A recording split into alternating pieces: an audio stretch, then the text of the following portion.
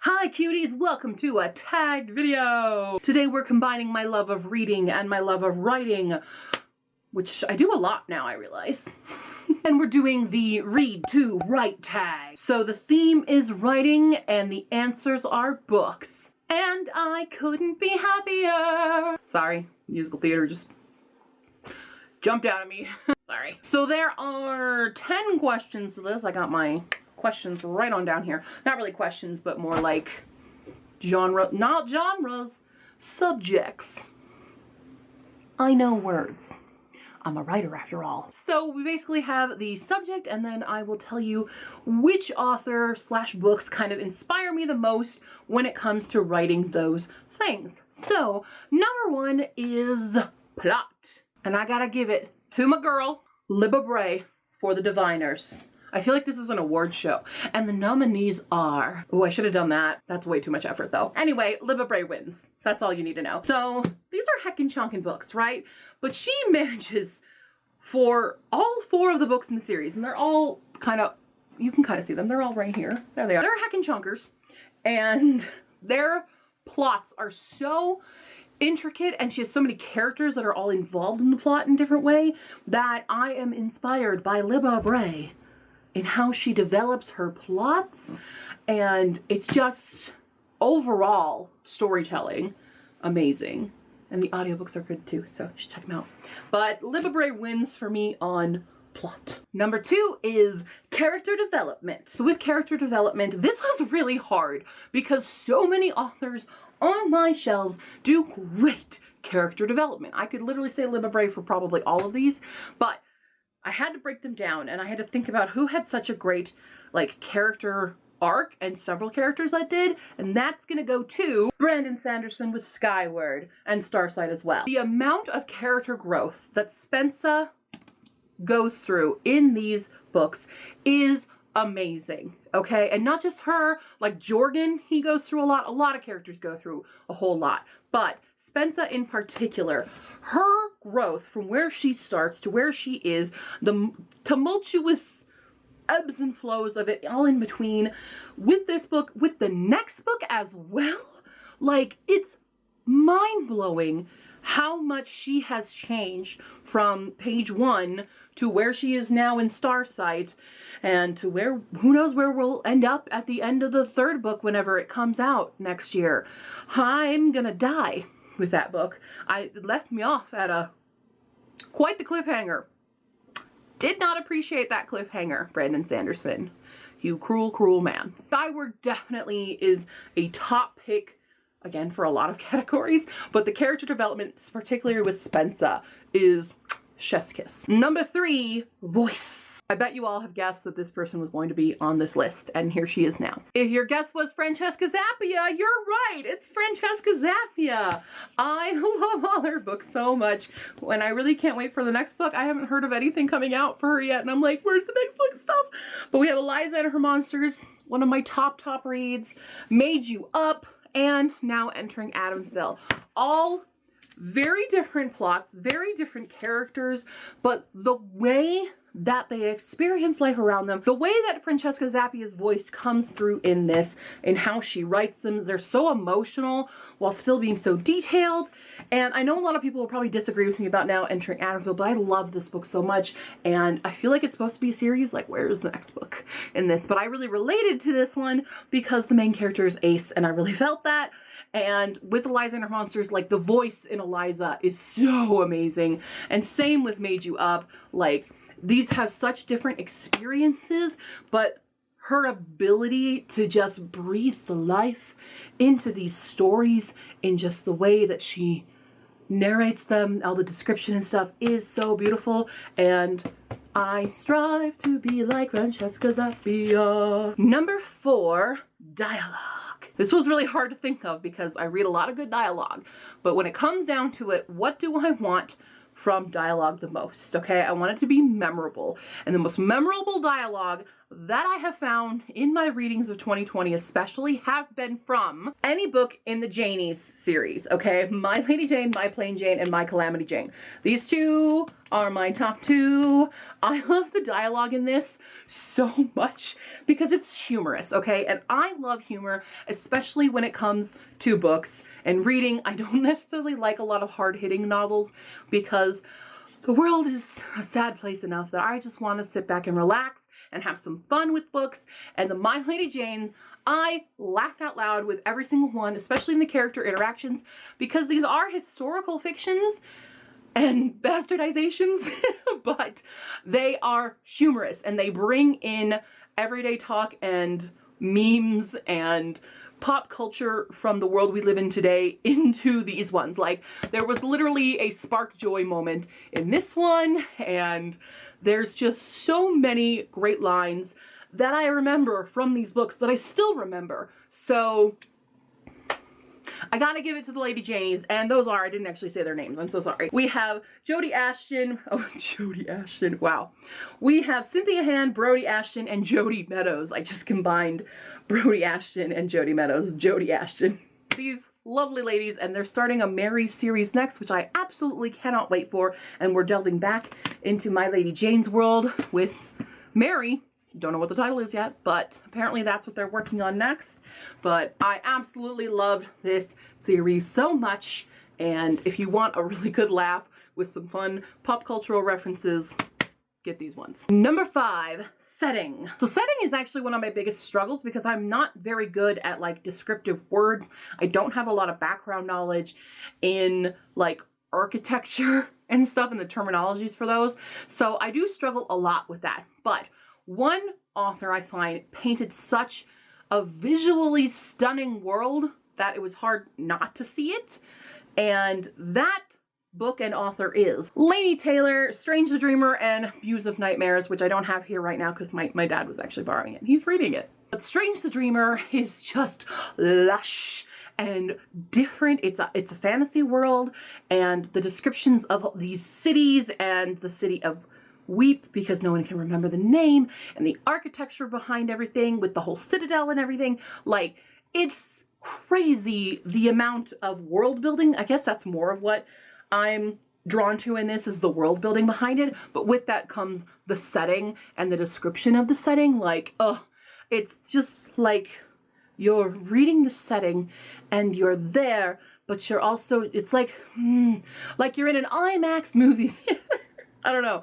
It feels like a full immersive experience when you're reading this book. You feel there, you smell the smells, you hear the sounds, you taste the food, because food is a big part of this one. So it's just so much and so in depth, and my battery is dying 1 second.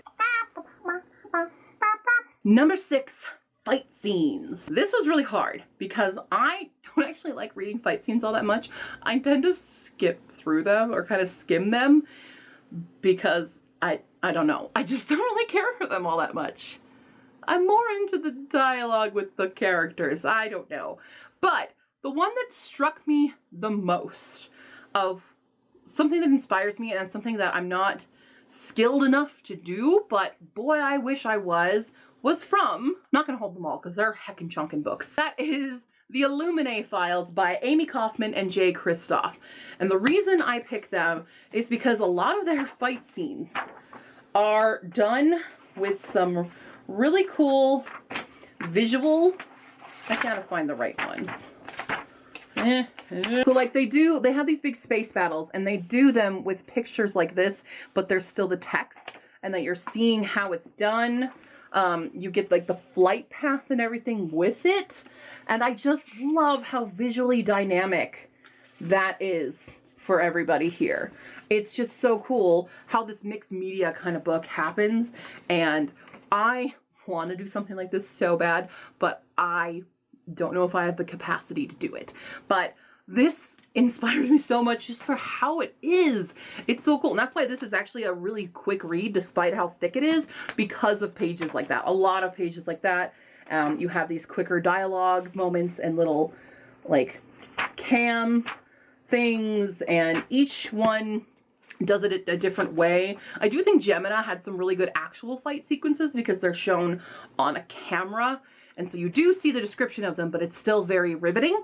So Illuminae files, especially Illuminae, just with that visual pictographical kind of means, or typographical, that's what I mean. Typography, that's what they do. Romantic scenes. This was also super hard to pick who does it the best. I wanted to base this off of an author that I've read a lot of different stuff for and that they've done well, because I could easily say certain things like Red, White, and Royal Blue would be an easy pick for this, but because I only read one book by Casey McQuiston, I don't want to fully give it to her because I don't know for sure if more books of hers will come out and be as intoxicating of romantic scenes as they were in Red, White, and Royal Blue. Definitely think it's amazing, but one author that I keep coming back to because of the prose in it and how romantic the prose can be with it, and what I view as more romance, is gonna be Anne-Marie Mclemore. So I have read 3 of her books, and we've got When the Moon Was Ours, Wild Beauty, and Dark and Deepest Red. This is her newest release, and in all of these books, there is some element of romance that happens in them, and we have very interesting representations. Usually there is a trans character or some kind of non-binary character in these, and also like just queer characters in general, and the romance that builds for a lot of them is so different from the way she writes. She writes magical realism, and that's really what does it for me in like the romantic sense, because the prose itself is romantic. With the actual romance in the scenes, like one of the opening scenes in When the Moon Is Ours is technically a sex scene, but it doesn't feel like that because it's more about these two characters just being together with each other, and it's just written in a way that's more I don't know, there's no other word for it, romantical, than it is like, you know, like a hot scene or something, like a steamy scene or anything like that. That's not how she writes. She writes in a much more prolific way. And it happens more in a lot of the other books and how these characters come together, like first kisses and stuff like that. But the way that she writes is just, you feel like you're in a dream. It's just dreamy writing. And that's what I want to convey for any of my romance in my writing, is to make it feel very dreamy and like it's just soft and beautiful and nice. And that's how she writes hers. So Anne-Marie Mclemore. Emotion. Okay, there were a lot of options for emotion. I could easily say Francesca Zappia yet again. That was like my top pick, but then I was like, no, I want her for this one instead. So this one I'm picking an author. I only have one of their books on the shelves here, but there is a shelf filled with her books at my parent. Oh no, I have 2 of her books here, but one of them I haven't read. I'm just gonna pull out one of her books, but I own several of them. I've read 2 different trilogies from her and this book that I'm gonna hold up right now, and that is Marie Lu. So this is The Kingdom of Bach. It is her newest release, and the way Marie Lu writes emotion in her characters, you feel it so hard. All right, you just feel that emotion in everything. Young Elites, oh, I related so hard with our main characters, with Young Elites, and Legend as well. Like, Legend is a great trilogy. I really enjoy it, but I definitely, again, I've said it before, I like the Young Elites more. I loved The Kingdom of Bach. The emotion that happens in this for the sister of Mozart in here is just so relatable, and it's so powerful in it. Marie Lu just writes emotion so well that the whole time, like, I'll make the facial expressions of the characters because I'm feeling it so much. So with Nannerl in this one, the way that she is like constantly pushed aside for her brother, for her sibling and stuff, because they're the amazing one and she's not recognized for it, like, it was really hard hitting for me because it's relatable to my own life experiences in a lot of ways. And the same with like Young Elites, there's still that same sense of it that I related with the main character because they really just felt like they got me, you know? And Marie Lu gets me.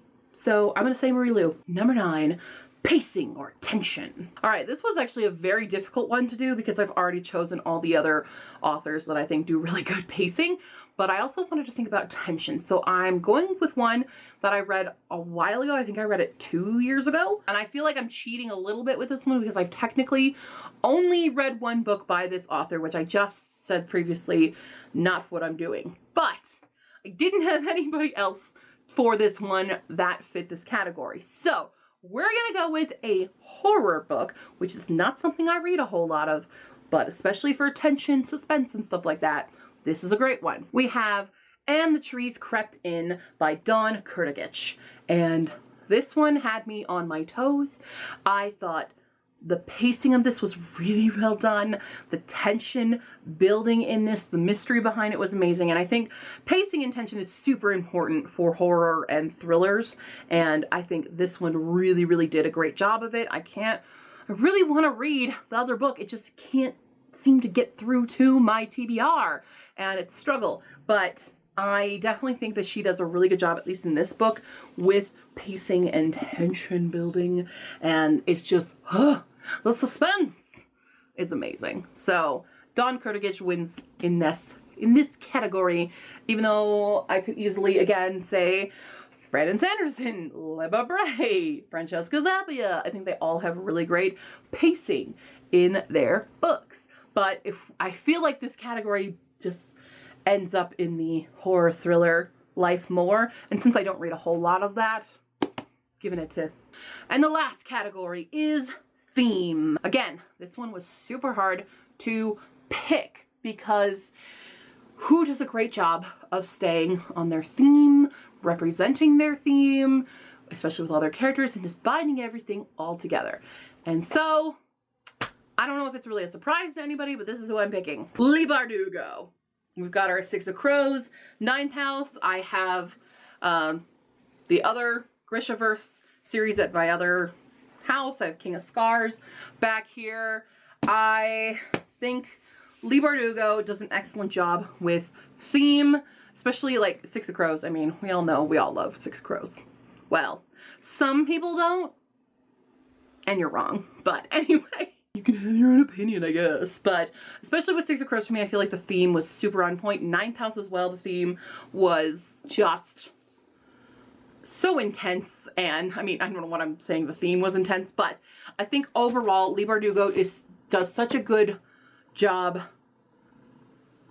basing her theme and then building great intricate stories from that theme. And they're themes that like they make you think. They're not always blatantly obvious about it, and I think that's what really does it for me the most, because you go in thinking you know what you're gonna get, and then it's something else entirely, and it makes you think. And a book that has a theme that makes you think, I like. Leigh Bardugo for the win on theme. And there you have it. That was the read to write tag. So what did you guys think? Do you agree with me on my judgments? If not, fine, you're wrong, and you're just gonna have to live with that. Just kidding. Or am I? I don't really want to tag people because I feel like I tag people and they just never make the videos. It's like they have busy lives or something and they just don't have time to make content anymore. Like, who has a life in 2020? Well, let me tell you, not this girl. If you want to do this tag, feel free to join in and do it. Consider yourself tagged from me. I'm tagging you. You watching this video and you need a video to make, congratulations, you're tagged. If you guys have any further questions or comments, leave them down below or on Facebook, Tumblr, Twitter. I'll see you next time, cuties. Bye!